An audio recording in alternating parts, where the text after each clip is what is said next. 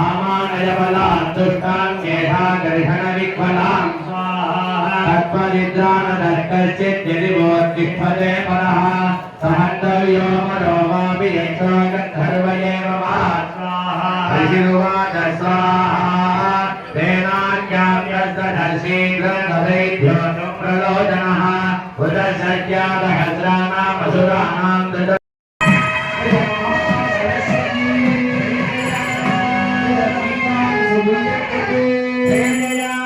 गौरी देह समुद्भवे सकल विद्याप्रदे सकल कला वल्लभे सकल विद्या पारंगते सकल कार्य जयप्रदे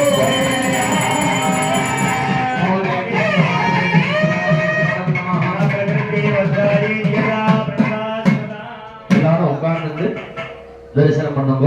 6வது அத்தியாய தேவதை பத்மாவதி என்று சொல்லக்கூடிய சக்தி. பத்மம்னா தாமரை, நமக்கு எல்லாம் தெரியும். அந்த பத்மத்துல நிவாசம் பண்ணிருக்கக்கூடிய அம்பா.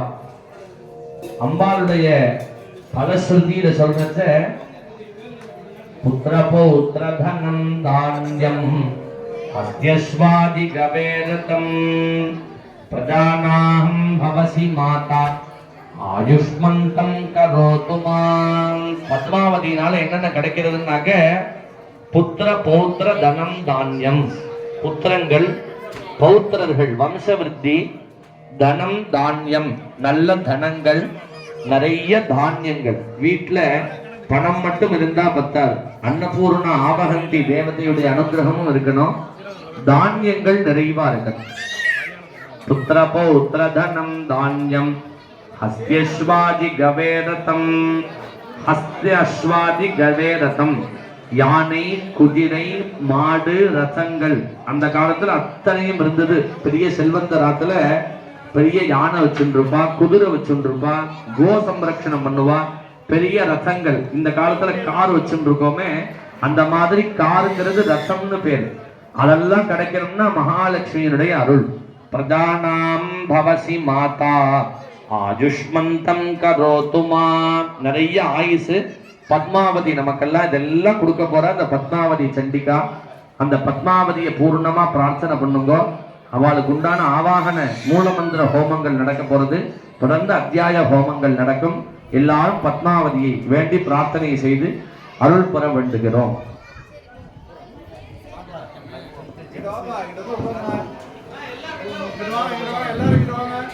நாமணக்க பாடி நின்றால் ஞானம் வளர்ப்பாள், உமணக்க பூஜை செய்தால் பூவை மகிழ்வாய். நாமணக்க பாடி நின்றால் ஞானம் வளர்ப்பாள், உமணக்க பூஜை செய்தால் பூவை மகிழ்வாய். மாணிக்க வீணையேதும் மாதேவி கலைவாணி தெற்றமிழ் சொல் எடுத்து பாடவோ அம்மா